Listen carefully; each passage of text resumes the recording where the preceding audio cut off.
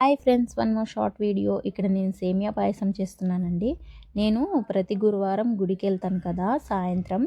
ఇంకా వచ్చేలోపు లేట్ అవుతుందన్నమాట.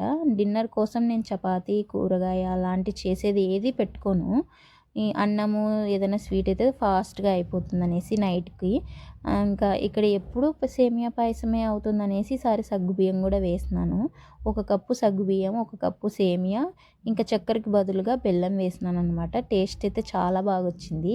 ఈసారి మా ఆయన వచ్చినప్పుడు ఈ పాయసం చేసి పెట్టాలని అనుకుంటున్నాను. నిజంగా ఫిక్స్ అయిపోయానండి, అంత బాగుందనమాట. నాకు ఇంకొకటి ప్రాబ్లం ఏంటంటే ఎక్కడికన్నా గుడికనే కాదు, ఎక్కడికన్నా బయటికి వెళ్ళి వచ్చిన తర్వాత వంట చేయాలంటే మొహమే ఎక్కదు. ఎందుకో ఏమో నాకు తెలియదు. నేను ఒకదాన్నే అలాగైనా, నాలాగా ఎవరైనా ఉంటే నాకు కామెంట్ పెట్టండి. ఇంకా పాయసం అయితే చాలా కమ్మగా వచ్చింది ఈసారి. నచ్చితే లైక్ అండ్ సబ్స్క్రైబ్ చేసుకోండి ప్లీజ్.